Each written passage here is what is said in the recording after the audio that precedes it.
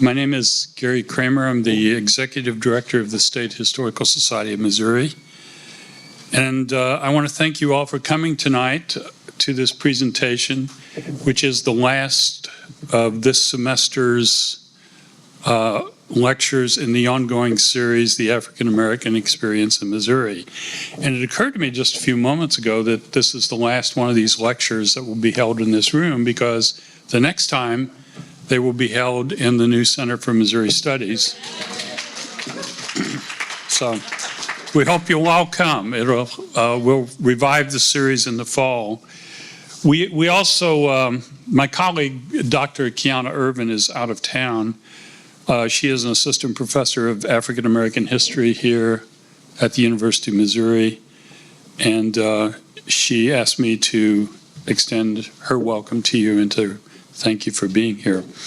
We also would like to thank our co-sponsors for this event, the State Historical Society of Missouri, the Missouri Humanities Council, and the Division of Inclusion, Diversity, and Equity here at the University of Missouri-Columbia. The series began in the spring of 2016 and has at this point included 16 lectures by prominent historians from all over the country. The theme for this semester's presentations is African American institutions in Missouri.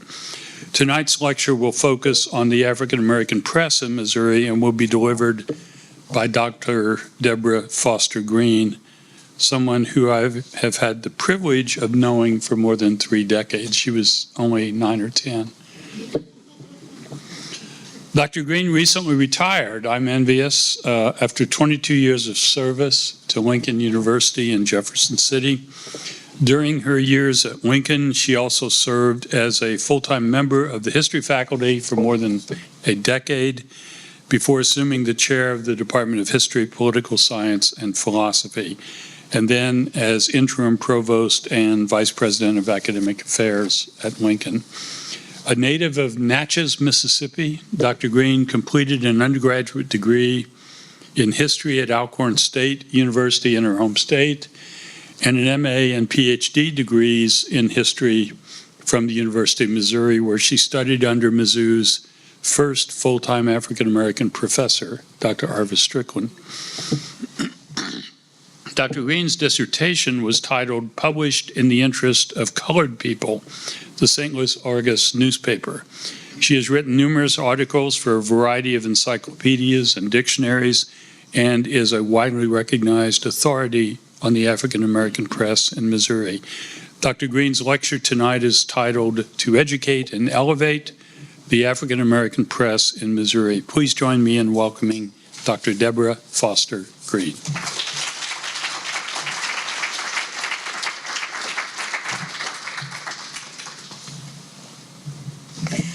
Thank you, Dr. Kramer, Dr. Irvin, the State Historical Society of Missouri staff, and all those who are responsible for the African American Experience in Missouri lecture series focusing on African American institutions. Tonight, I want to highlight some aspects of the African American press in Missouri. This is a topic I stumbled upon 2 decades ago when I was looking for African American owned banks in the state of Missouri. I found the banks, but my search criteria included the longest still operating Black-owned business in Missouri, and that turned out to be a newspaper, which is really interesting because when I was graduating high school, I was supposed to be a journalist, so that didn't happen, but anyway. So I want to take you back to the late 19th and early and the 20th century and introduce you to several men who shaped and impacted life in Missouri and the nation with their influence, particularly on the African American community through the newspapers they published. Although they had race and ambition in common, they were very different men. The African American press itself is one of the oldest Black enterprises in the United States. It documented its founding to 1827 with the founding of Freedom's Journal, the very first African American published newspaper in the country. And according to the founders of that newspaper, John Russum and Samuel Cornish, the paper was to express news about activities among African Americans and to provide editorial defense against attacks that the Daily Press newspaper was making against free Black people in New York City.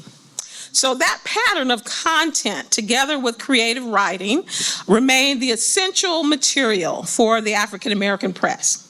Now, according to Russum and Cornish, they published Freedom's Journal because, quote, "we wish to plead our own case. Too long have others spoken for us. Too long has the public been deceived by misrepresentations of things which concern us dearly." The publishers of Freedom's Journal, the thing that concerned them most dearly was the Black perspective on the abolition of slavery in the United States and the rights of Black people in the nation. Now, although the paper was published only for a brief period, it established the mission for publishers and editors of African American newspapers to vindicate the race, respond to misrepresentations of African Americans in the mainstream press, and tell the story of the African American experience from an African American perspective. After the American Civil War, the African American press turned its attention to racial uplift. And that's what I really want to talk to you about tonight. I want to introduce you to several men who were publishers and editors of newspapers in Missouri, and then talk about how the newspaper itself focused on racial uplift. So, for most of us, when we think about the African American press, we think about it in terms of a protest instrument. It's out there talking about lynching. It's out there talking about that the Congress is not fulfilling the 14th Amendment, those kinds of things. But in the late 19th and early 20th century, if you remember your American history, African Americans are on the move. This time, nobody's moving them across the country, they're moving themselves. And so they're moving from a basically rural existence to many of them to urban existences. And the African American aids in that settlement in urban areas. And so those are the kinds of things that I want to talk to you about. And they sound kind of serious and weighty, but I want to make them fun, okay? According to the Negro Yearbook, an annual encyclopedia of the Negro, 1921-1922, Tuskegee published it every year, so this was not the first year, edited by Monroe and Work. There were, in 1921-1922 time period, an estimated 220 Black-owned newspapers in the United States that year. Now, understand, that's probably an undercounting because you had to self-report. So if you were running a newspaper and you didn't tell Tuskegee that you were in business, they don't have you, all right? So, but between 1875 and 1980, there were more than 60 Black-owned newspapers established in Missouri. Now, most of these newspapers are going to be published in St. Louis and Kansas City. Not a surprise. But other cities had newspapers directed to the African American community. They included Columbia, Missouri, Springfield, St. Joseph, Jefferson City, Hannibal, Sedalia, and Macon. Now, George Everett Slavins, the major chronicler of African American press in Missouri, writing in the early 1970s, indicated that most of the 19th century papers were short-lived. Most of them typically didn't last more than a decade, okay? 4 African American owned newspapers founded in the 20th century have celebrated more than 50 years. The St. Louis Argos, founded in 1912, has celebrated at least 100 years. I tried to find out if the Argos was still publishing. It left the family's hands in about 2005, 2007. But by 2012, it was still in business, so it celebrated 100 years. The Kansas City Call, this is its centennial year. The St. Louis American, founded in 1928, is celebrating as of March 17, 91 years. And the youngest of these newspapers, as we would understand newspapers, is the St. Louis Sentinel. And it was founded in 1968, so it's celebrating at least 51 years. And so the question that you probably should be asking is, what's the difference between the 19th century and the 20th century that you have this longevity? And so I don't necessarily know that I have the answer to that, but we'll try to tease it out anyway. But the African American press itself has been a much studied topic, particularly after World War I and during the Civil Rights era of the 1950s and 1960s. It was characterized by Swedish sociologist Gunnar Myrdal in his seminal work, American Dilemma, as a fighting press, and by Stanley Nelson in his PBS film, Soldiers Without Swords. The African American press has been viewed in the 20th century as an instrument of protest, and its publishers and editors leaders of that protest. But African American publishers and editors also sought to elevate and educate their communities in American politics, racial uplift, and economic empowerment. If you read any of these newspapers in the late 19th and early 20th century, business development is one thing that they drive home dearly, particularly after the founding of the National Negro Business League. Every time the league got together, there's an increased publicity about the number of businesses that African Americans own and the types of opportunities for more business. And we'll talk about that when we talk about the Columbia professional world. Now, these are lofty goals which are often associated with intellectual leaders in the African American community rather than newspaper publishers. Racial uplift has been the hallmark of men and women such as Booker T. Washington, W.B. Du Bois, Anna Julia Cooper, Nannie Helen Burroughs, Mary Church Terrell, many others. But I posited the idea that the ideology of racial uplift, although formulated by intellectuals, was effectively spread to the African American public through the newspaper, okay? So in her recent work, To Set the World on Fire, I recommend that book to you, Black Nationalist Women and the Global Struggle for Freedom, Keisha Blaines points out that the Negro world, for Garvey's United or Universal Negro Improvement Association, published expressly to get Garvey's views to the public. Dweston Hayward, in his recent book, Let Us Make Men, the 20th Century Black Press and a Manly Vision of Racial Advancement, argues that the Black newspaper publishers use their papers as platforms to wage a fight for racial justice and Black manhood. Now, although we can easily recall Booker T. Washington's admonition, cast down your bucket where you are. How many people can remember that from your studies? Or Mary Church Terrell's question, who of you know how to carry your burden in the heat of the day? Or even Marcus Garvey's command, up you mighty race, accomplish what you will. The advice handed out weekly by Black newspapers is not committed to memory, okay? Is not committed to memory. And investigating the newspapers as a significant mechanism for racial uplift has not been done, not even by me, okay? Yeah, so, but in his work, Uplifting the Race, Black Leadership, Politics, and Culture in the 20th Century, Dr. Kevin Goines points out that the idea of uplift has mixed meanings for African Americans. For some, it meant transcending racial oppression. For others, it meant liberation by way of education. You get educated and all these things will go away. But probably when we think of uplift, we're thinking of this third meaning: self-help, racial solidarity, temperance, thrift, charity, social purity, patriarchal authority, and accumulation of wealth. And that really is what Black newspapers are looking at. That third one that says we're going to have to do all of these things in our community. So this last understanding pervades the pages of the African and American newspapers before World War I.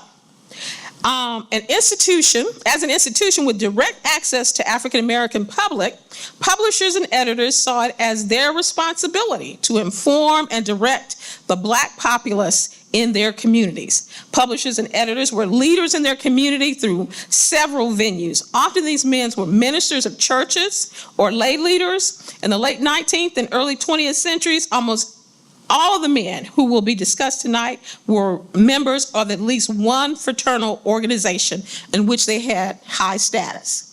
So here they're using their business as a way to impact their community. So although the ideology of uplift has been for the majority of the 20th century associated with Booker T. Washington, the ideas were held by many African Americans, and the methods of achieving uplift varied widely. Most often cited, however, was moderation in personal and public decorum, racial solidarity, which was most effectively exhibited through economic support of the African American community, and informed voting in the interest of the community. There's much admonitions of voting for the community and not for oneself, or not for the elevation of oneself, either economically or by status, okay?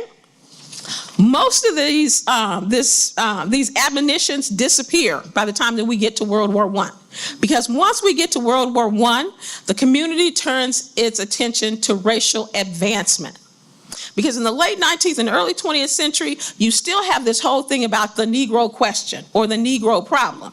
But after World War I, the African American community said, we don't have a problem, okay? And so you can see new Negro language in the post-World War I period, okay? So, to be an African-American newspaper publisher in the 19th century was not an easy life.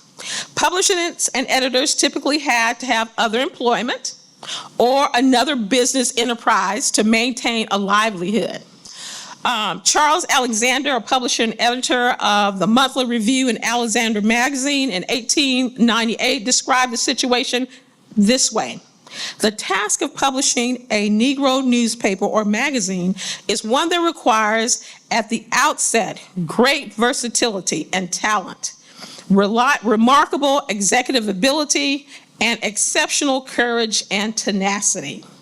Well, in the 19th and early 20th century, we find several African-American newspaper men who fit Alexander's description, and we'll talk about them tonight. John Wesley Wheeler, publisher and editor of the St. Louis Palladium. Reverend John Goines, publisher of the Western Messenger, the colored Baptist convention newspaper published in Jefferson City. And I'll tell you why, that one's thrown in there. Rufus Lincoln Logan, publisher and editor of the Professional World here in Columbia. Joseph Everett Mitchell, publisher and managing editor of the St. Louis Argos. And Nelson C. Cruz, publisher and editor of the Kansas City Sun. With the exception of Rufus Logan, none had formal education. All were Republicans, all were politically active, and connected to their community through activities or occupations outside of publishing their newspaper. So each of these publishers use their newspaper to instruct, to chide, and inform their communities in ways of living, personal and public decorum, and voting as a means of eliminating racial discrimination and improving race relations. By the second decade of the 20th century, a new type of newspaper publisher appeared, one formally educated, either in business or in journalism, and whose only business was the newspaper business. In Missouri, this new publisher is personified in the persons of Chester A. Franklin, the Kansas City Call, and Nathaniel A. Sweets, the St. Louis American. So let's begin with the old school publishers, and the oldest of the old school publishers. In 1973, Missouri historian Lawrence O. Christensen had an article published in the Missouri Historical Review on the racial views of John Wesley Wheeler, publisher and editor of the St. Louis Palladium. His article gives us a good biographical sketch of Wheeler. Wheeler is born in 1846 in Fayette County, Kentucky, near Lexington. He claimed to have been a servant of a Union Army officer during the Civil War. He was about 15. After the war, he settled in Indianapolis, Indiana, where he met Hattie Hahn. Now, in my original draft of this, I said met and married, but in reading the newspaper, I found out something different, okay? So, the couple relocated to St. Louis in 1867. And the 1870 federal census and the St. Louis city directories indicated that Wheeler was a clerk at the Christian Pepper Tobacco Company. And by 1875, he had become a foreman at the warehouse. In the 1880s federal census, Wheeler gave his occupation as contractor, employing 10 to 30 men inspecting tobacco. So, see, he comes to St. Louis with nothing, he works his way up, and now he is an employer. Wheeler is active in politics almost from the time he arrives in St. Louis. He's a dedicated Republican. And in 1903, he claimed to have been in public life or political life for 26 years. That he had attended almost every Republican Party, city, state, and national convention since 1872. And in doing all of this, he also received political patronage from the party in the form of jobs. He was elected to at least 2 Republican Party committees in the late 19th century. In the 1880s, he became the supervisor of the city street cleaners, a position he held until 1893. When he became a janitor, and he served in that position until 1897. In 1898, Wheeler was appointed Sergeant at Arms in St. Louis's House of Delegates and served until 1900. Now think about this. You think, oh, well, he's a supervisor of the street sweepers, or he's the janitor. He has a civil check. That's the most important thing, okay? He has a steady income. Wheeler became involved in the Palladium, with the Palladium in 1888 or 1889, although the paper itself was founded in 1881. The preserved copies of the newspaper inform us that the first decade of the 20th century, he is the manager and proprietor, okay? His son is the solicitor, which means he goes out and actually gets subscriptions. He used the Palladium to voice his views on politics, social justice, economic empowerment, and African-American cultural norms. The Palladium, like newspapers that's going to follow it in the 20th century, held a political stance. It was a Republican newspaper. It supported the Republican Party. It supported its candidates. It reported the proceedings of the local and state conventions or conferences in its paper and its pages. It also meant that the local committee advertised in the paper and promoted its candidates in the paper. This pattern of party support for African American newspapers continued into the 20th century until African Americans began to vote for Democratic candidates, especially when the racial stance of the candidate was uncertain, or if the candidates were thought to have ties or membership in the Ku Klux Klan. So probably around 1920, 25, definitely by 1930, if the publisher had a political affiliation, it stopped showing up in the paper, okay? It no longer shows up in the paper. So, but before Wheeler was a newspaper man, he was a minister, a Methodist minister. And it didn't seem like he had a permanent congregation, but he served several congregations temporarily during this period. He either called himself or others called him the Palladium Man or the political preacher. Now, Wheeler, like a lot of middle-class African Americans of the time, believed in conservative comportment and the Protestant work ethic. And he used his newspaper to advertise his opinions and views. Lawrence Christensen wrote that Wheeler expressed a Washingtonian racial philosophy which held that African Americans should accumulate wealth, stand together in supporting black businesses, raise their moral standards, work with white allies to gain positions and power, and not agitate the race question because it made matters worse. Well, in a February 1903 editorial entitled "Something for the Negro to Consider," Wheeler offered the following advice. Organize parent associations in each school district. Get idle children in school. Teach cleanliness and manners. Break the habit of leaving school in droves. Stop loafing around other men's places of business. You're in the way. 5,000 colored children in school, 5,000 not. Put those out in. This is our work. Now, when he said this is our work, he's not saying this is the parents' work. It's the community's work, okay? It is the community's work. What Christensen argued in 1973 was, as Wheeler's Washingtonian racial philosophy, was in fact the uplift philosophy of all African Americans who believe that these actions would alleviate race prejudice and discrimination. Yet Christensen also found that Wheeler had a penchant for bragging, self-promotion, and fighting in the streets. Okay? So, in August 1881, the St. Louis Post-Dispatch reported that Wheeler was arraigned in the Court of Criminal Correction on a charge of assault to kill. Wheeler shot the restaurant owner, Sandy Mix, in the thigh after Mix bumped him twice while passing his table in the restaurant. Now, although the judge didn't agree that the charge was assault to kill, Wheeler was fined $500 and bound over to answer for the charge of culpable negligence, although he purposely took his pistol out and shot that man in the thigh. Okay?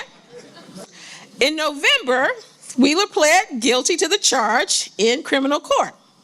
The sentence was deferred, so it helps that have political connections.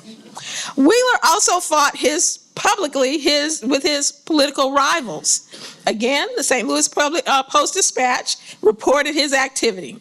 It said, in late 1898, John W. Wheeler, the colored sergeant-at-arms of the House of Delegates, he confirmed that that's what he does, was declared not guilty for disturbing the peace and carrying a pistol in Judge Peabody's court, and lauded by the judge as, quote, a patriarch, a leader of your race, and in your capacity as a public officer, you have the right to carry a pistol.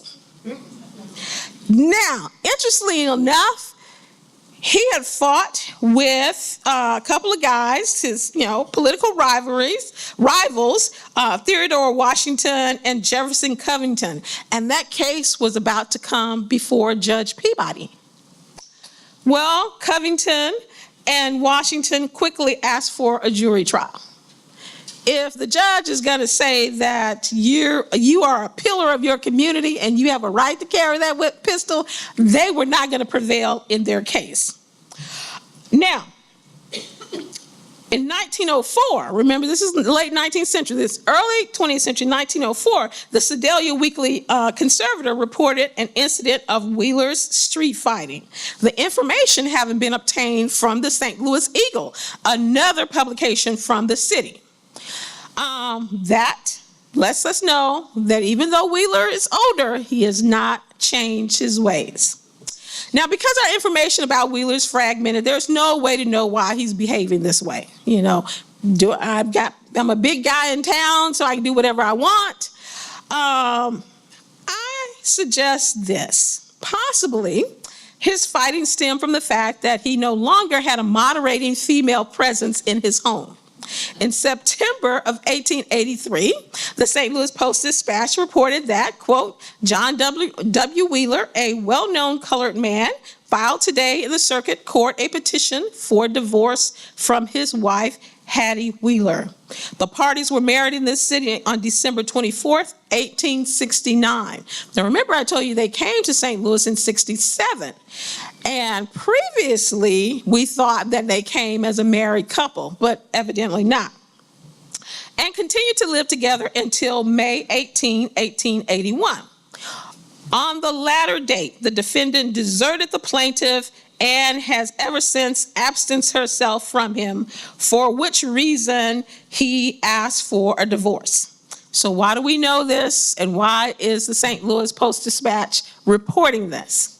Well, by law, because she had abandoned the home, and evidently he didn't know where she was, it had to run in the newspaper. And in St. Louis, it had to run in the Post-Dispatch. So for 3 months, his petition for a divorce ran in the St. Louis Post-Dispatch. So while he's fighting the streets, he doesn't have a home life anymore. In the late 19th century, many institutions and organizations started newsletters or newspapers for their constituents. The Western Messenger was established in 1899 as a colored Baptist weekly. In 1901, the St. Louis Post-Dispatch reported that Western College in Macon, noted for training African-American teachers and preachers, was adding a complete plant to train students,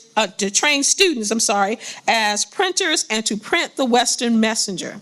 The Western Messenger was the only Missouri newspaper, Black Missouri newspaper, published outside of St. Louis or Kansas City that had a circulation exceeding 1,000 subscribers. By 1910, its circulation is reported at 1,300. By 1917, it's about 1,700. So a lot of people are subscribing to the Western Messenger.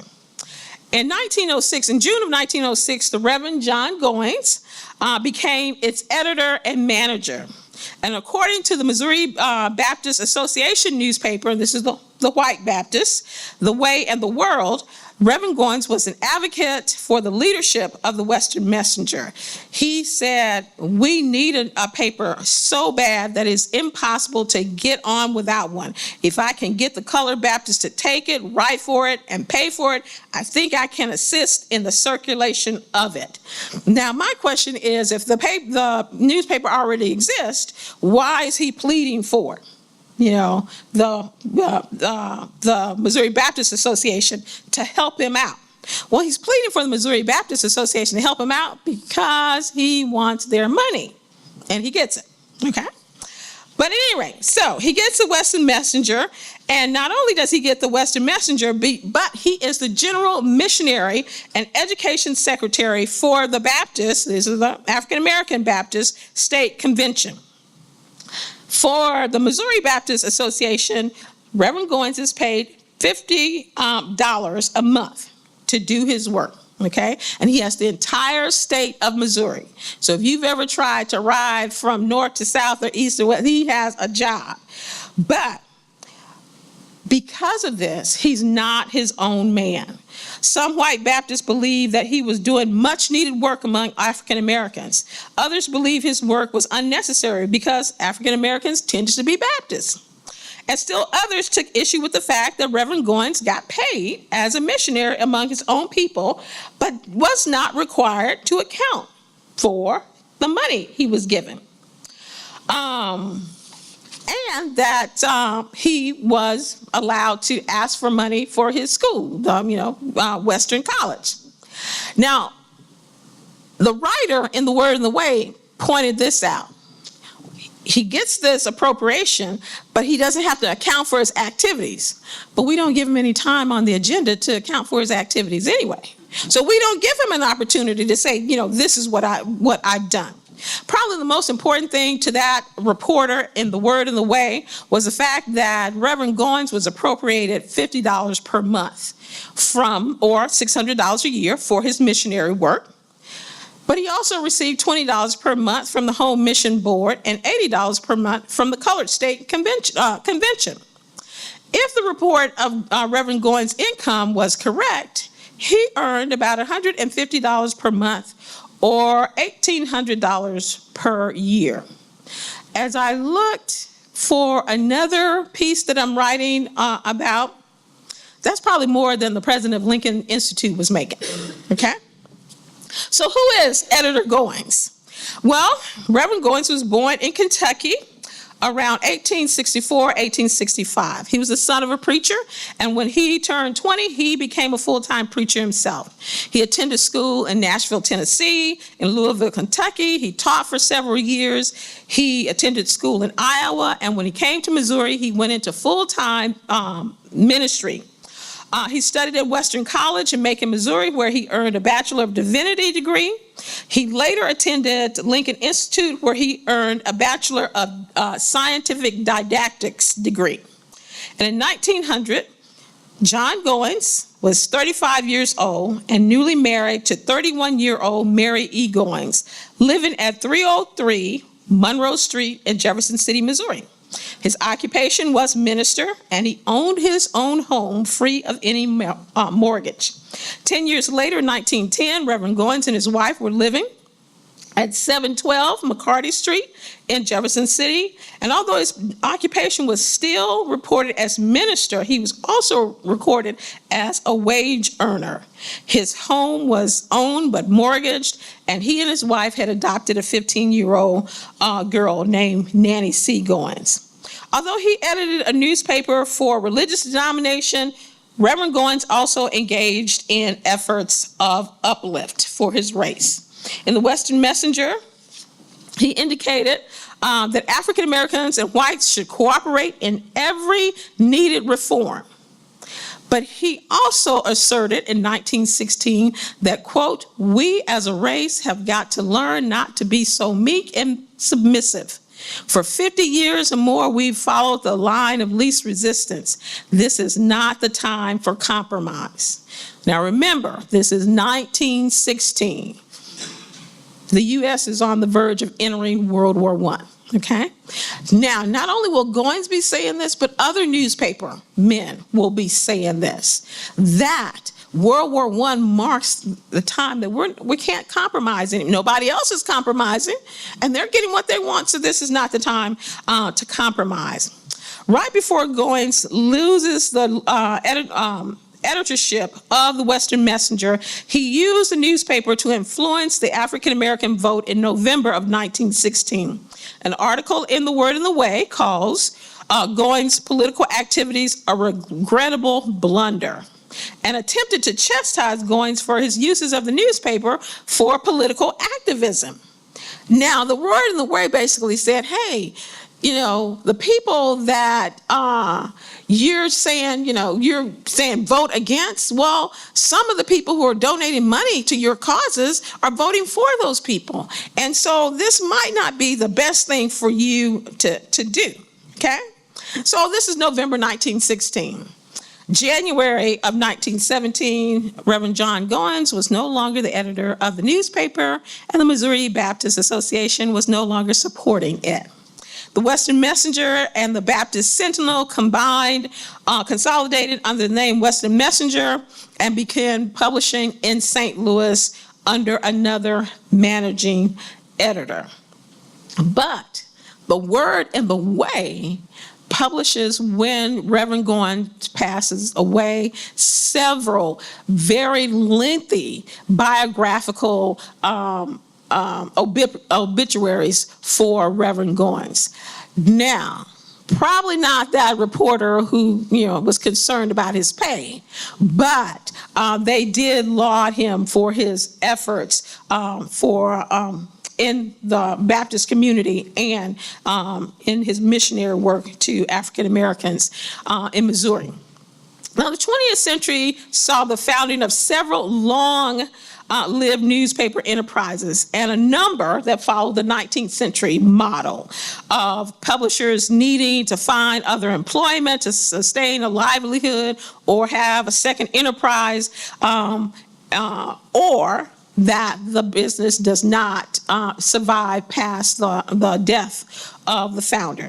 Significantly, though, the 20th century African American newspaper business saw the rise of the formerly educated, publisher editor.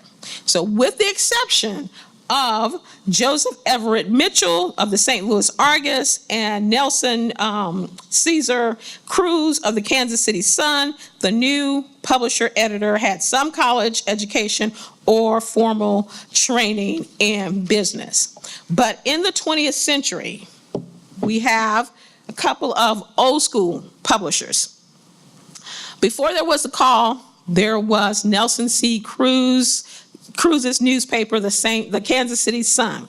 It was a leading African-American newspaper in the city at that time. And as a matter of fact, in a new biography of Chester A. Franklin, it says that one of the reasons Franklin came to Kansas City was because of this man, okay, because of Nelson Cruz. Anyway, Cruz edited the newspaper from 1913 to 1921, although the newspaper itself was probably founded about 1908. Cruz published the Sun from Louis Woods shortly after World War I, or shortly before World War I. And in addition to using this newspaper to crusade for African-American causes, he kept the paper accessible to the population. He continued to report marriages, club meetings, social events, visits, trips, all of those kinds of things that you expect to see in the newspaper at this time. But advancing the race was a fundamental mission of his paper. His goal was to, as he said, address all that tended to uplift and inspire the race. So in attempting to fulfill this goal, Cruz was involved in all significant issues facing Kansas City African Americans. There's lots of talk about politics. There's lots of talk about education. As a matter of fact, Charles Coulter, in his book, Take Up the Black Man's Burden, Kansas City's African American Communities, 1865 to 1939, claimed that Cruz was even instrumental in the founding of the Kansas City Monarchs. I can't find that, but I'm going to take Mr. Coulter's at his word. All the sources commented on his skill as an orator. One example noted that a speech before the Missouri General Assembly in opposition to a proposed segregation and public railroad transportation bill in 1907, Cruz was so phenomenal that he swayed the Republican and urban Democrats to vote against the bill. That and probably the 5,000 African Americans who showed up to protest against it really helped as well. Cruz focused his uplift advice particularly on voting, education, and economics. And in a 1914 editorial, or several editorials, he called on the African American community in Kansas City to be mindful of the politics of the city. Know what's going on. In the upcoming municipal elections, Cruz, through the Sun, admonished African American voters to think carefully before aligning yourself with any of the factions into which the old political parties are breaking into. Our participation in politics should be intelligent but conservative. Although a dedicated churchman and a fraternal order leader, Cruz argued in July of 1914 that African Americans needed race politics or race economics more than theology. Okay, so we need some businesses more than we need churches. The lack of loyalty and unselfishness among our people is our zero asset, and to the close observer, it seems to be growing. The press is doing its duty, but it cannot do it all. Cruz was a staunch supporter of education as a vehicle for racial uplift, and the Sun's editorials advocated public education for all. Like Wheeler in St. Louis, Cruz asked parents to start their children the first day of school and commit to keeping them in school the full year with no delay or trivial excuses. For adults, the Sun called for them to fill the classrooms of the Lincoln High School Night School and push the idea that higher education for the Negro was justified by the requirements for leadership. Okay? Nelson Cruz may have been born in Howard County. There is some question about whether or not he was. I believe that he was. In 1864 or 1866, he married Matilda Vernal from Hiawatha, Brown County, Kansas, in possibly St. Joe on October 21, 1886. His marriage license said at the time he was a resident of Chillicothe, Livingston County, Missouri. Tilly and Nelson moved to Kansas City in 1889, where he quickly became involved in some of the city's most prominent issues and with the city's most prominent African-American men. He became involved in politics. He gained a reputation for excellent speaking, and this led to a series of appointments before World War I. He served 2 years as an assistant superintendent of streets, 4 terms as a clerk of the police court, 1 term as a deputy city clerk, and 1 term as a special agent for the Department of Agriculture during the Taft administration. Sometime before 1910, Tilly died, and Nelson Cruz married Margaret Ann Bass on October 21, 1914. Now, if you've been paying attention, he married that first wife on October 21. So I don't know if he was being smart and having only 1 anniversary date to remember or what. But I thought that was weird, okay? In 1921, Cruz's health began to decline, and he went into semi-retirement, leaving the son in the hands of his business manager and columnist, Willa Glenn. On April 24th of 1923, he died. A group of 16 investors, all business and professional men in Kansas City, in the Kansas City Black community, purchased the Sun to keep it in business. None had experience in journalism or the newspaper business. The Kansas City Sun closed in 1925. And so here's that pattern of not being able to survive beyond the first generation.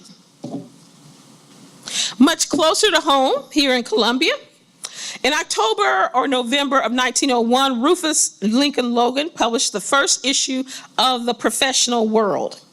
In it, he announced that Negroes of Columbia would have a newspaper exclusively for the race, edited by him, a resident of Jefferson City and a graduate of Lincoln Institute. He indicated that he had experience as a teacher and a writer. And according to Logan, the newspaper was a unique publication because nothing like it had been published in the area. The columns of the Professional World were open to all for the discussion of all subjects pertaining to the education and elevation of the Negro. The Professional World did its best to keep mid-Missouri African Americans informed of their social happenings, the advancement and leading people, men and women in the community, national and local events. It encouraged entrepreneurship among African Americans in Columbia, saying that the population of Columbia is 50% Negroes without a single Negro business house. All that is necessary is for some good, energetic man to take the initiative in establishing such a project.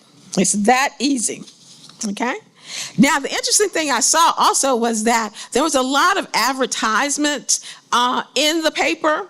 And the advertisers ran the gamut. You know, you could tell that, some of them were major white businesses in Columbia, but Lincoln University advertised all the time. And I did not know, and maybe some of you guys did, that Dr. Damel's wife had a grocery store because it was advertised in the professional world. It's like, oh, she has a girl. Nobody ever told me that. I've been in, people talk about Lincoln all the time, but they did not talk about Dr. Damel's wife having this grocery store. Now, the professional world did its best to keep people informed of what was going on. In the early issues, Logan highlighted the lives of prominent African-American leaders, such as Lincolnite and fellow Lincolnite President W.T. Vernon of Western University of Quandarro, Kansas. Now, Vernon goes on to be like a bishop in the AME Church. He goes on to be the recorder at the U.S. Registry. He has a phenomenal career.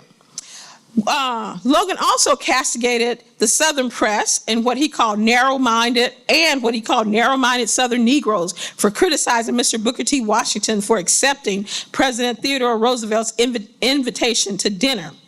He reprinted an article from the Columbia Daily Tribune wishing the paper success. The advertisers appeared to include black and white business enterprises, and except for expressing his hope in 1903 that the next head of Lincoln Institute would be a Negro, and complaining that, quote, all of the janitors and industrial teachers are white, allegedly employed for political reasons, the professional world's editors seemed to be open to racial cooperation. After 7 months of publication, Logan is elected to principal of the Huntsville School for African American Children. He has to get another job. He tells the community that that's not going to stop him from publishing the paper, but it does affect the paper.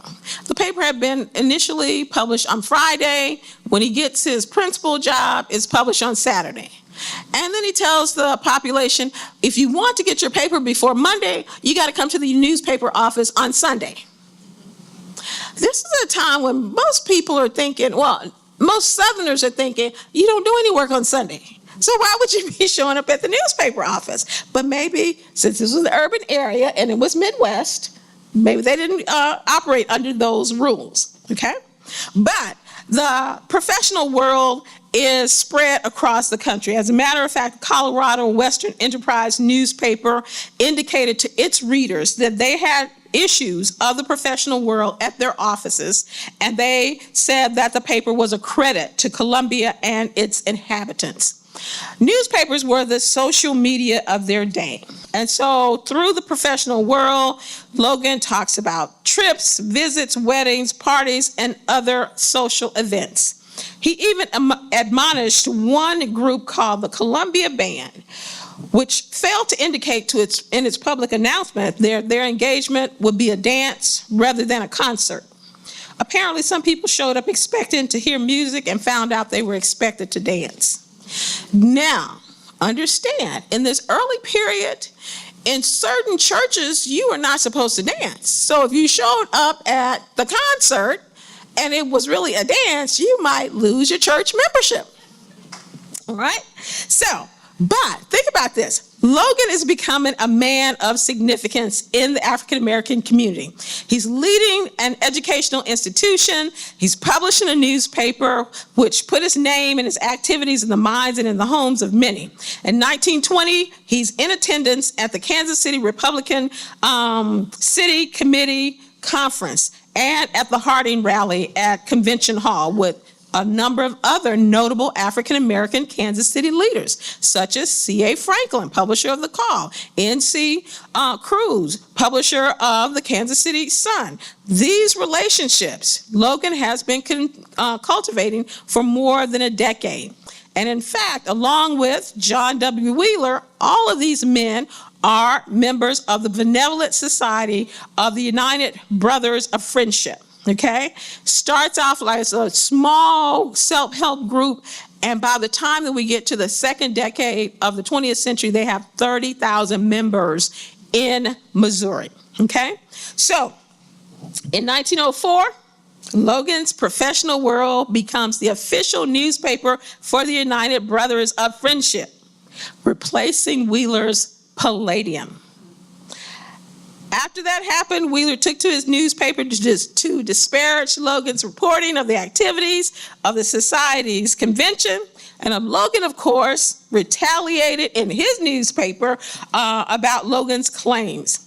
In 1921, Rufus Lincoln Logan was appointed by Governor Arthur Hyde to the Board of Curators of the new Lincoln University.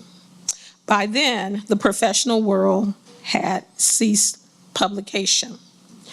Now, who is Rufus Lincoln Logan? He was born in 1875 to Anderson and Eliza Logan in Cedar City, Callaway County, Missouri.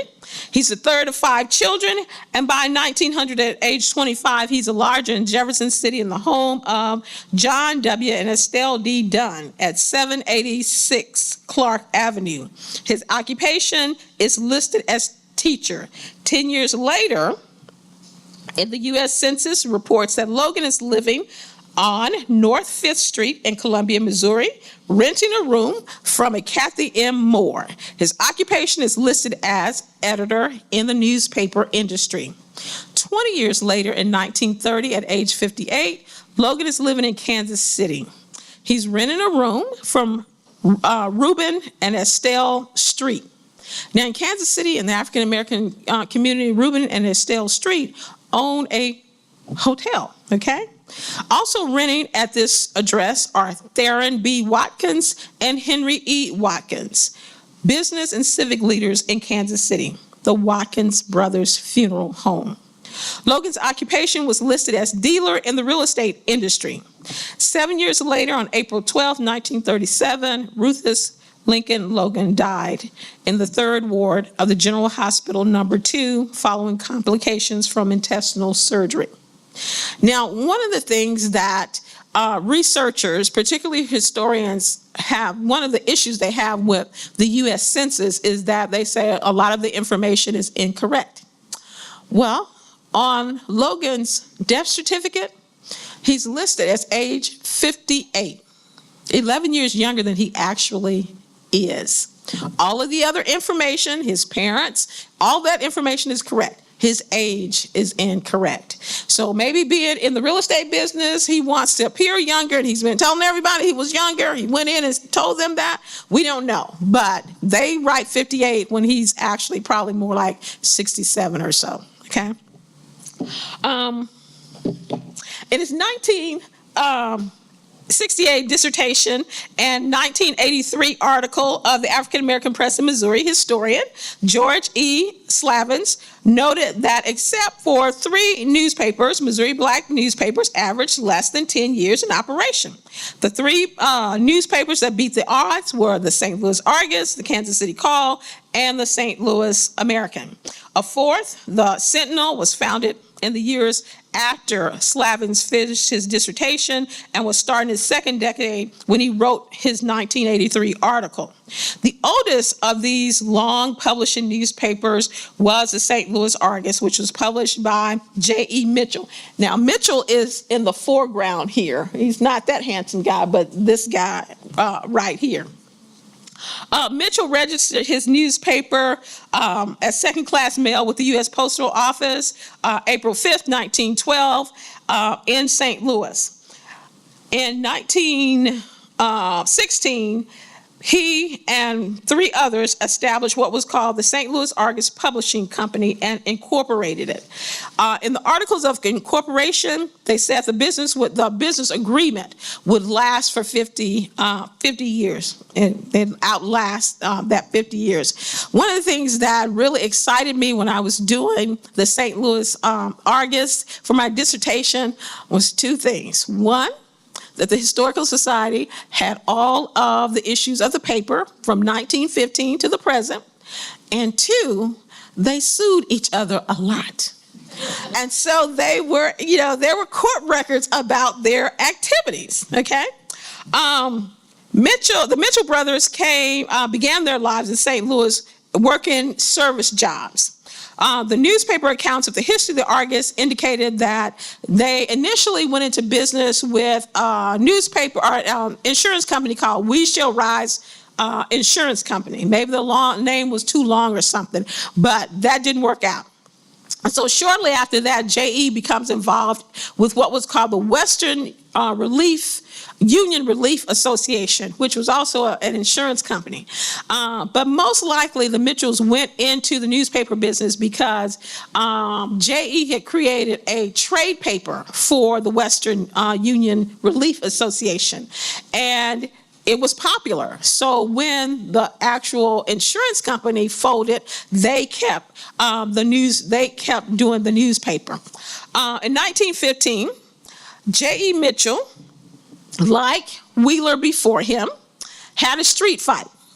And he had a street fight because of the fact that the paper had published a report about a teacher at Sumner High School who was participating in immoral behavior, okay?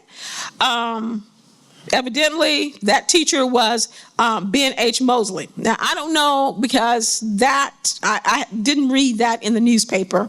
I don't know what Mosley did to be immoral, but Mosley and his brother accosted J.E. while he was going about his business. And then the brother came to the Argus and said, if you don't keep my brother's name out of the paper, we're going to sue you and we're going to, beat you up too, okay? So Mitchell used that as an opportunity. And he says, hey, the Argus has malice toward anyone. All we care, we don't have malice toward anyone. All we care about is uplifting our community and for the education of our students. So you can do whatever you want. So what they do is they take this and they twist it and say, hey, we're going to be relentless about getting the news out to the public, no matter what the ramifications are for ourselves personally, okay? Despite this lawsuit, Mitchell saying we want a better St. Louis, and they really did want a better St. Louis. I understand that these are my people, am I really biased, but they did want a better St. Louis. Like other publishers, Mitchell is very active in his community as a leader. He is a founding member of the Citizens Liberty League, created in 1916. It's created because Mitchell was a Republican, and so he had campaigned for one of, this guy that he supported, and he went to him and he says, now that you've won the election, it's time for, the Negro to, get paid, all right? You patronage jobs, something, because we came out and voted for you in large numbers. And the guy that they put in office says, not really. African Americans don't give money to campaigns, and I got to take care of those people who gave me money. So Mitchell said, hey, look, it's time for us to start putting some colored men into office, okay? And so that's what the Citizens Liberty League was about, was to put, and they have a long list of, I think, 10 things they want to do to get African American men in to office. So, Mitchell is involved in Republican politics. He supports the Republican Party. He, when in the 1920s, he's unsure whether or not the candidate has Klan ties. They put all of those things into the paper. They have these polls during voting time. But in 1920 or 1921, Walthall Moore becomes the first elected legislator in the state, African-American legislator in the state of Missouri. And Mitchell becomes a common sight in the halls of the state capitol, even when Moore isn't there. He's making the rounds, pressing the flesh, getting to know people, all of these things. And as a matter of fact, he says his wife says in his autobiography that he was the first African-American publisher to have an audience with President Truman when he became, president of the United States. And I believe, him in saying that. So October 21 editorial states that, quote, a connection between all the big Negro movements in the country in that they are evidence of an awakening in the interests of the masses of colored folks and their racial status in the United States. So for Mitchell, by the time we hit the 1920s, everything that's happening across the United States, African Americans are waking up to say, we have to change our status. So, who is Mitchell? 1912, Mitchell and his wife become investors and directors in the People's Finance Corporation and in the Douglas Life Insurance Company. The wonderful thing about Joseph Everett Mitchell was that he invested in 6 or 7 different businesses. And the really nice thing about it was that these businesses are not one-man shows. The doctors and lawyers and regular people got together, put their money, and then they filed their records with the Secretary of State, which I was very, very happy about, because I would say, oh, now they have the People's Finance Corporation. Call it up, go over and get the actual documents from the Secretary of State's office. So that was really wonderful. Unfortunately, 1930s hit and all that went away. Mitchell also donated and sponsored programs at the Pine Street YMCA. He created what was called the Worthy Boys Christmas Luncheon. They had like this army of newspaper boys to get the paper out. And so they saw it as, one, cultivating, young men into a job, number one. And number two, the Worthy Boys dinner was a way of thanking them. Because you got this big dinner, you got gifts, because it was Christmas and all of these kinds of things. And they did the Worthy Boys dinner until the 1950s. Then they started giving other things away. But the really interesting thing about Joseph Everett Mitchell, not an educated man, had to finish high school when he got to St. Louis, okay? He came from Coosa County, Alabama, right before the World's Fair, okay? But he was the consummate leader. In 1930, he becomes the president of the St. Louis branch of the NAACP. Now remember, the height of the Great Depression, when more people were out of work and lost more money, is 1932. In 1932, under this man's leadership, St. Louis has grown its membership. They're number one in new members and number one in the amount of money that they have raised under him. And he saw himself as the bridge between the old and the new. Because working with him were two lawyers, Henry Espy and Sidney R. Redmond. Now, Espy and Redmond will become the leaders of the NAACP after Mitchell. But they don't hit those numbers the way that Mitchell hit those numbers.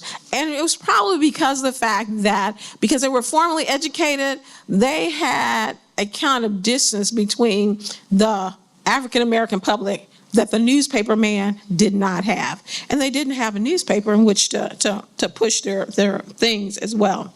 Although the Mitchells didn't have a background in newspaper publishing, they had the advantage or the luck of getting editors who had that experience, and they kept getting them.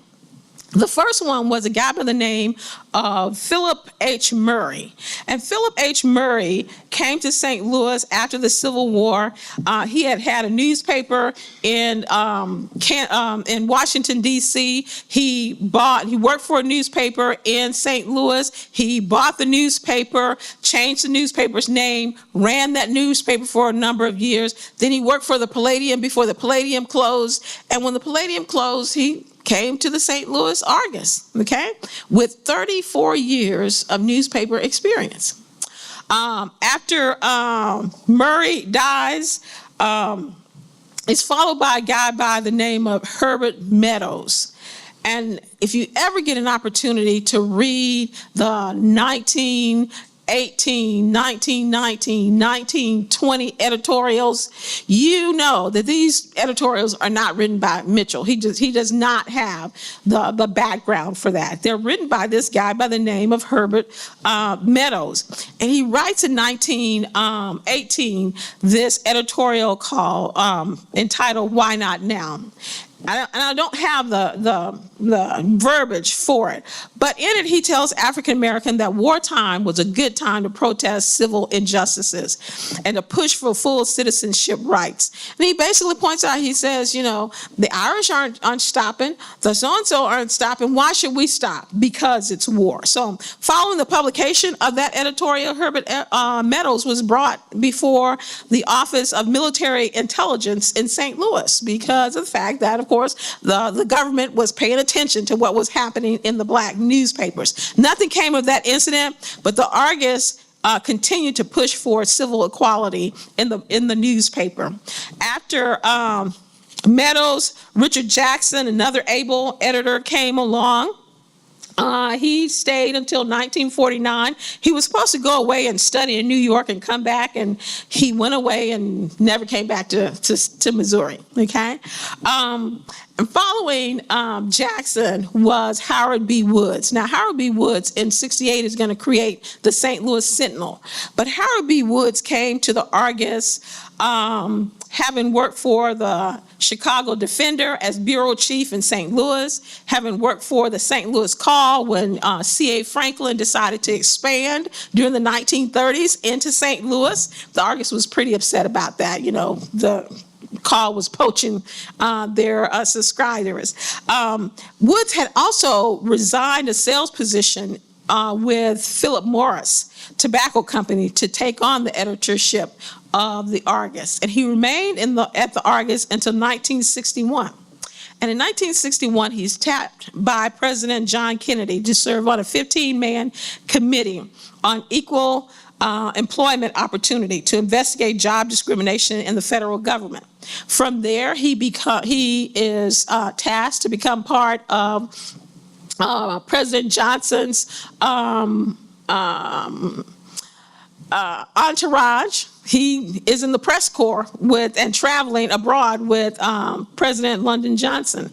And after that gig was up, he became the associate director of the United States Information Agency under Carl Rowan.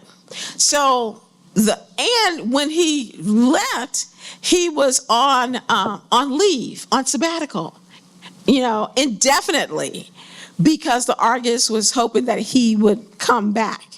But how are you going to keep him down on the farm after they've seen Washington, D.C.? At any rate, so who is J.E. Mitchell? One of the things that I found out about Mitchell was that most of the Argus is after the 1930s is a family business. So you see him and his wife Maddie in their home. Their home is filled with, his son. They have 2 granddaughters. They have a couple people who are working in the service industry, but evidently they're renters, boarders, lodgers. I don't know what the difference between that is, but the census use those terms interchangeably or just threw them out randomly. What I do know is that a lot of the Mitchell family came from Alabama in the 1930s, and they resided with Mitchell because those granddaughters are really not his granddaughters. Mitchell doesn't have any children. He has a son who is adopted, okay? But he and his wife don't have any children. His wife dies in about 1938, and he remarries in 1940. And of course, by this time, he's a man of substance. He has some money, so he can pull a really, nice wife in his old age. And he marries, no, I can't remember his wife's name now. Oh, I do remember his wife's name. But Wright, Edwina Wright. He marries Edwina Wright. Now, Edwina Wright is really interesting because she has been educated all over the country and educated all over the world. And in the 1940s, she would have been called a spinster, because she writes for the ladies' column in the paper. But she's really past time that she would have really gotten married. So she marries J.E. They're happy together. She writes a biography about him and all of those things. So all that is wonderful. But she comes with some baggage, and she hits up against something in St. Louis I don't think that she knew was there. Her father and her brothers had created a bank in Philadelphia called the Citizens and Southerns Bank. And they created this bank because they were from Georgia. And her father had been the president of a black school in Georgia. Her father is Richard Robert Wright. And if you saw the Tell Them We Are Rising and that film last year, that quote comes from him when he's a youngster, right after the Civil War. So his children are moving out of the South, and they beg him to come to Philadelphia. And he says no. The South needs educated people. And he has a very long career in Georgia. And then one incident, one of his daughters was not called Miss by one of the clerks in the Citizens and Southern Bank. And he says, hey, I'm through. So he moves his family, the rest of his family who are not in Philadelphia, to Philadelphia. In Philadelphia, they create a bank and they create a newspaper. So Edwina comes to the Argus with what she thinks is some experience, okay? And my husband is the majority owner of the newspaper. In 1952, J.E. dies. In 1953, there is a court case between the owners of the business because Edwina believes that as the wife of the majority stockholder, she should run the business. Well, she did not know that St. Louis valued the Argus as an institution that was more than just J.E.'s business. That was more than just a newspaper for the Black community. It was an institution for the city of St. Louis. And when they went to court to argue over that, you had people who were on her side, and then you had people who were on Nanny Mitchell Turner's side. And people were saying, hey, Nanny came from the South with her husband, and she's worked in this business, all this, and this wealthy banker's daughter is trying to take this woman's business away from her. Edwina did not prevail. She didn't stop her, but she did not prevail, okay? But anyway, so, almost there, okay? One of the longest publishing African-American newspapers in the 20th century, was a Kansas City Call, and it had advantages that no other Black newspaper had at the time. Franklin comes to Kansas City in 1913. He doesn't start the Call until 1919. Actually, he comes, he interacts, becomes involved in the community, works side by side with Cruz. Cruz has the son. I don't know, I can't say that he learned from him because he came with a certain amount of experience. He was the son of a newspaper man. The Franklin family had started out in Texas shortly after Chester was born. They decided that they were going to go to Kansas, and on their way to Kansas, they decided they'd go further to Omaha, Nebraska, and that's where he grew up. Okay? His father had 2 newspapers in Omaha, Nebraska, and was very involved in politics in Omaha, Nebraska. So involved that when their son came of age, they started petitioning for him to go to the University of Nebraska. And they got him into University of Nebraska, and he did 1 year before his dad got sick, and that necessitated them going to Denver, Colorado. As soon as Dad got to Denver, Colorado, he started another newspaper business. Within a year, the elder Franklin had died. And that leaves Chester and his mother, Clarabelle, with a newspaper to run, which they did. In about between 1903 and 1907, Chester A. Franklin runs for political office in Denver. He's not successful, so when he meets Cruz, he's open to a change. And he actually comes to Kansas City, leaving his mom home in Denver to run the Denver Statesman. And then shortly after that, she comes to Kansas City. So he has a long period of time from 1913 to 1919 before he starts the Call. He takes a long time. He's very invested in his business. His mom joins him. They are a team. It's his second newspaper, her fourth newspaper. So he has a lot of experience in that. He's has some college education, and he has the counsel of Nelson Cruz, although their personal styles were very different. Okay. Cruz was very conservative in how he wanted to report the news. Chester Franklin was very bombastic in how he wanted to report the news. So if you look at the call's headings, you'll see the big bold. And if you look at the Sun, it's rather sedate. Franklin married late in life. He married Ada Krogman in 1925 at age 45 when she came to Kansas City to put on her stage production of African American achievements called Milestones. And one of the things that Franklin did was he had educated editors. His first one was Roy Wilkins. And Roy Wilkins came to the Kansas City Call from the University of Minnesota as a reporter. Wilkins later is the executive secretary of the NAACP, but he had a positive impact on how the Call reported the news. By 1929, Franklin had equipped the Call with the best printing equipment in the country. In addition, the Call became the first African-American owned newspaper to have its circulation certified by the Audit Bureau of Circulation.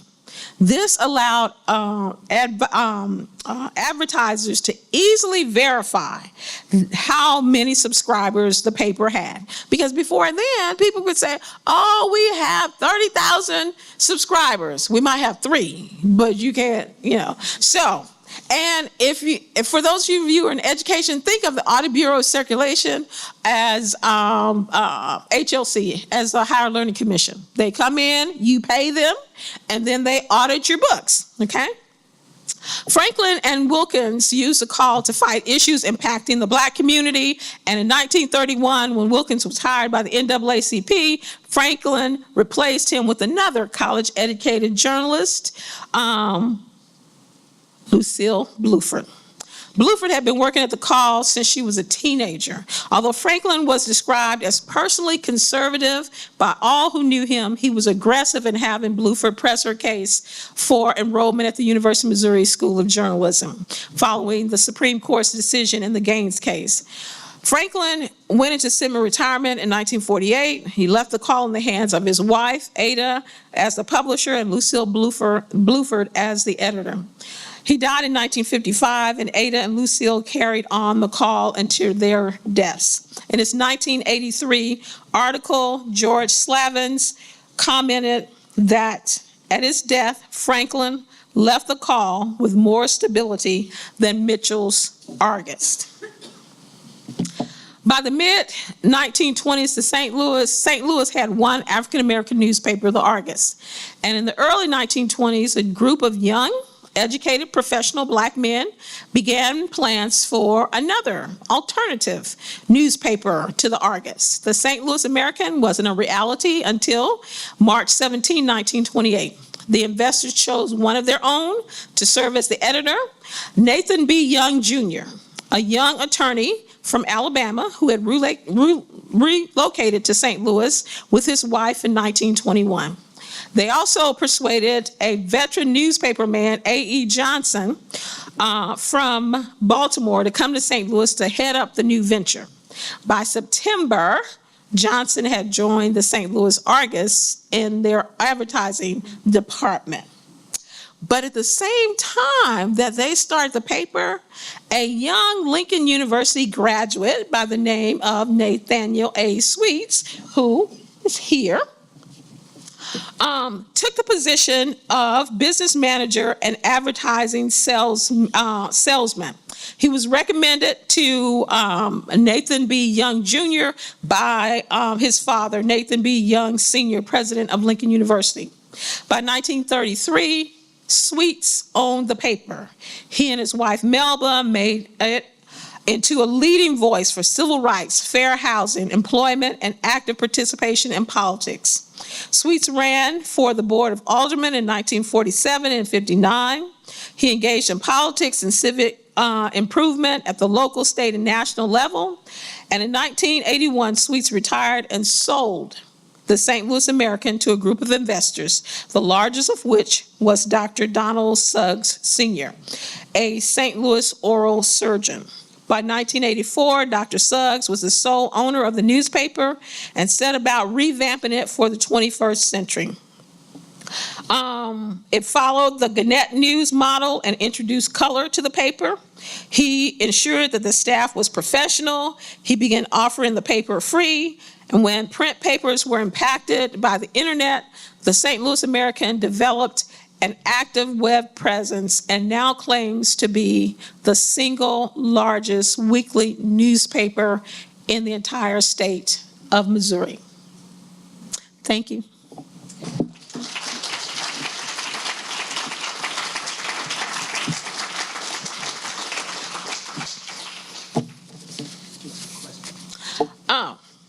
Does anybody have any questions?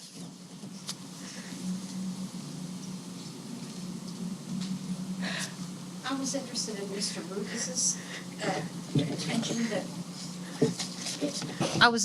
Mr. Rufus's contention that 50% of the population of Columbia was African American, and I think that was been about the 1920s. How close was he to that? Yeah, he was not very close, but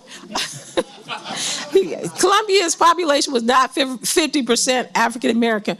But the point, for his point, was that there was a lot of opportunity for African Americans to go into business, and somebody, remember, he said some energetic male should do that. Some energetic man should do that. The thing that interests me, that struck me, was that when they went to the second generation, all of these newspapers went to the second generation in the hands of women.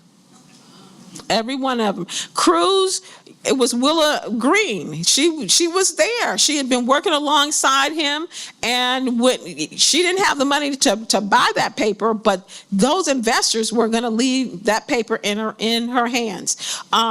The Argus, it went in the hands of Edwina Wright and Nanny Mitchell Turner. It ends up in the hands of Nanny Mitchell Turner and her husband and her son Frank's hands, but it ends up in their hands.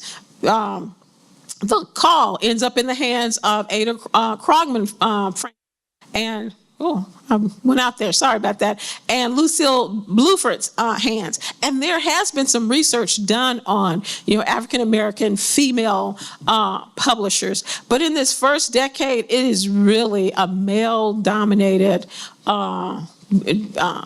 genre or industry.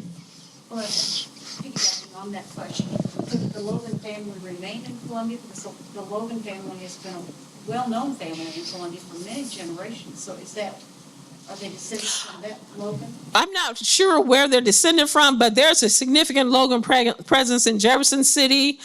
This Logan, they started out in Cedar City, and when you read the visits, he's visiting his parents in New Bloomfield. So they evidently got some land, and the parents started farming out in New Bloomfield. Something that interested me, that struck me about Rufus Logan, was that he was never a homeowner. None of he's either boarding with someone or he doesn't marry, and he was never a homeowner. The other thing that strikes me a lot about people in this generation, particularly people who go into business, is that they married late, and oftentimes they didn't have any children. So when you see they adopted somebody, usually they may have adopted, a cousin or a niece or something like that.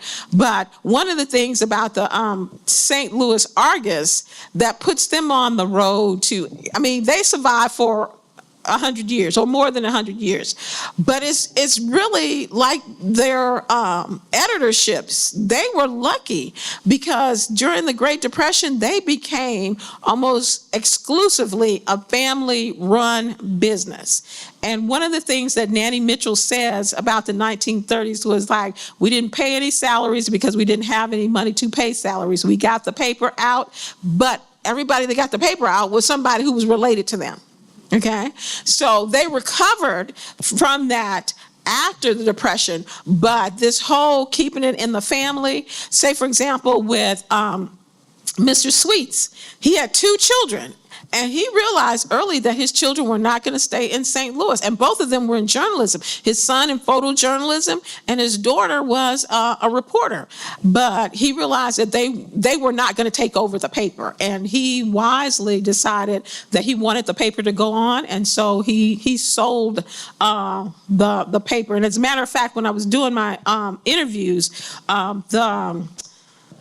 the advertising manager for the Argus, a guy by the name of Gene List, white man, he wanted to sell the American to Gene List. And Gene had the money. He said, I can't do that. He said, because since I've been working, and List worked for the majority of his career in African-American newspapers. He says, I believe an African-American newspaper should be owned by African-Americans. And so he bought part of the American, but he would not buy all of it because of the fact that he did not want the African-American newspaper in the hands of a white man. I believe you mentioned Nathan Young in relation to the St. Louis American. Is he the same Young that later became president of Lincoln University? No. Or is that another Young? That's a younger Young. Nathan B. Young Sr. is president of Lincoln University. And he has a son, Nathan B. Young Jr., which this is the junior right here as a young man. So his son is a Yale-educated attorney, and they're from Tuskegee. So he goes back in the 1920s to practice law in Alabama in the 1920s, which was not really a safe thing for him to do, and he probably would not have made a whole lot of money either. But his father encouraged him. He said, hey, there are a group of young men who are thinking about this business enterprise in St. Louis. It's an opportunity for you. So in about 1921, 1922, he and his wife come to St. Louis. But it's not until 1928 that the paper actually becomes, a real entity. Are you at all related to Lorenzo Greene? Well, tangentially, yes. I tell everybody that is my husband's family. I have one of my own, but yes. Yeah. Had he been alive when we got married, he would have been my father-in-law. Okay. Thank you. So economically and socially speaking, you mentioned that there were certain trends back then, like how predominantly African-American media outlets will only last 10 years and how they had a social aspect to them as well. How did today's predominantly African-American media outlets kind of shape to what was in the past?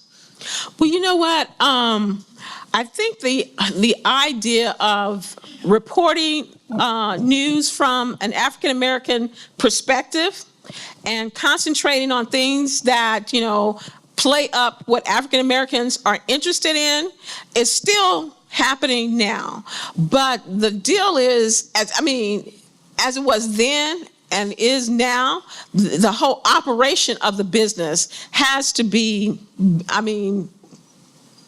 as any business would operate. But the focus of the articles or the voice of the reporting has to look at the different and divergent ways that African Americans look at certain issues. John.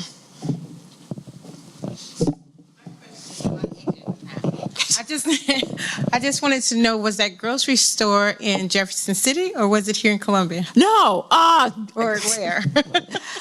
Dr. Damel was one of the professors at Lincoln University. And if you read Savage's history of Lincoln University, he wanted to be president, a number of times. But it was on the foot, really. So I don't know if that was really a foot in the early 20th century, but it was below Lincoln University. Yeah, it was in Jefferson City. So, Did you explore Lucille Woodbrook's journalistic experience, her training in the Lincoln Law School, journalism school? well, you know something, one of the things that people failed to realize was that she already had a journalism degree from University of Kansas, and so she was looking for a master's degree. The Lincoln University could not give that to her, and so that's what she was looking for. What the state of Missouri said was that, hey, we'll provide, if we're going to do separating, we'll provide a journalism school, but they were providing to future students what Bluford did not need because she was already educated. So.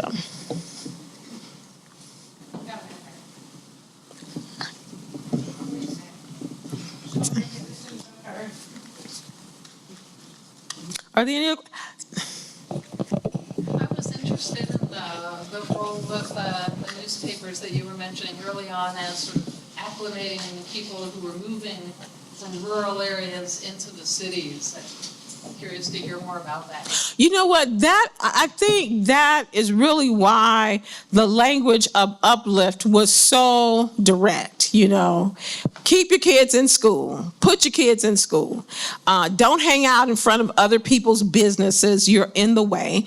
You know, Wheeler also said, you know, young girls should not be, you know, flirting outside of the pool hall. You know, things that we would take offense to in the mid-20th century and in the 21st century, they are saying in the newspaper in the late 19th and early 20th century because of the fact that they are educating a population of people who are first-generation urban people. So, you know, they say these types of things. I mean, in the newspaper, you know, if they didn't hear it in church, if they didn't hear it in the social gathering or in the fraternal, you know, organization, they read it in the newspaper. They saw it in the newspaper, and that's one of the things that we haven't, you know, looked at is, you know, is this a mechanism to get the word out? Because almost every organization has some kind of newspaper. As a matter of fact, Julius Thompson, who was also here on the faculty, on the history faculty at University of Missouri, said that by the time that we get to the late 20th century, there have been more than 2,000 African-American newspapers published in the United States, post-Civil War, okay, post-Civil War. Over 2,000. So people are writing, they want to use this as a vehicle and voice to get their point across. And almost all of these fraternal organizations, in the Argus, you will see in the early 20th century, you'll see a lot about the Knights of Pythias. I don't think that J.E. was a Knight of Pythias, but it's a huge fraternal. So, so it's all of their, you know, activities. They're having a meeting in St. Louis, and these are the things they're doing. This is where they're meeting. There's so much information that you don't even, you know, think about. But one of the beauties of, and I have to Ancestry.com. Well, no, let me take it back. One of the beauties of doing this research is benefiting from the digitization project that the State Historical Society did, because the State Historical Society did digitization with the Library of Congress. However, Ancestry.com says, look up your relative, okay, and then connect their obituary to, you know, from the newspaper. So they have newspapers.com. They've monetized it, but, you know, doing research, you just put in some names and pops. That's how I found all that information about Wheeler from the Post-Dispatch. There's no way. The Post-Dispatch has 4 million digitized pages. I would never have found that information. The Rufus product is a terrible search engine. The person who bought it for it was Oh. Well, newspaper.com is wonderful. But the point is that a lot of the papers, of the African American newspapers that were digitized for the Library of Congress or by the Library of Congress, are pulling up in newspaper.com. And so you can sit there and read the newspaper. You can do a really nice search in the newspaper. It is amazing the amount of information, news about St. Louis that ended up in the New York Age, or in Wheeler is lamenting the fact that there are, black people are not getting any jobs in St. Louis. And this black newspaper in Seattle says, well, shame on black people in St. Louis. You should be creating your own businesses. So, or Wheeler, I don't know if he wanted the position of director of the Register of the Treasury, or he didn't want Vernon to get it again. He writes this nasty piece about Vernon, and he's having an affair with his church secretary and, all this kind of stuff. And he puts it out. And of course, they pick up, the newspapers picked up news. And so I think it was the Plain Dealer or the Iowa, Standby, picked the newspaper, picked up the article, ran the article, and then had to come back and say, I think Wheeler, you're maligning this guy.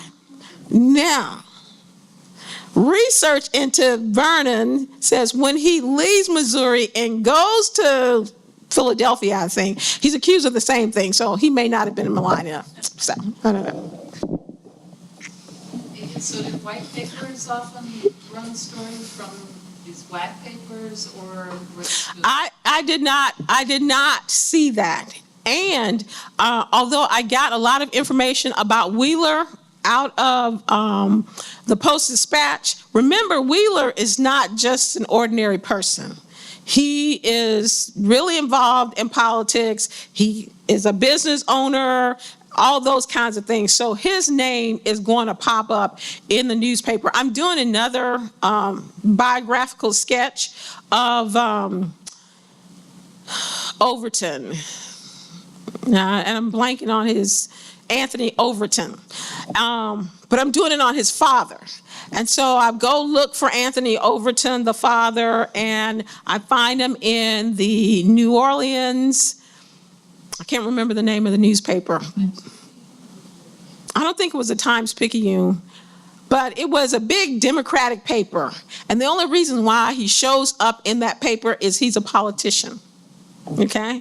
And so he shows up in the proceedings of the convention, but he also shows up when they say, Anthony Overton should be removed from office for partisanship, plain and simple. So he's a Republican, and we don't want him in the office, so take him out of there. So what I learned is that, a lot of our established wisdom from the late 20th century, white papers don't write about, black people unless it's, some crime. We need to kind of tease that out, suspend that, because until we know the names, we have a blanket. I knew that name, so I knew this was an African American.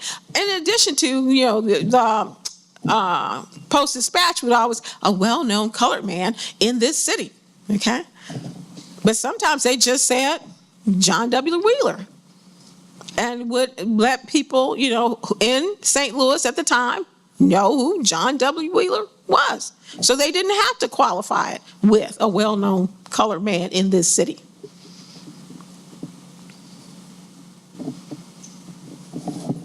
Well, thank you guys for hanging in there for me. And before I get down, I want to do one last pitch. I've done the pitch for the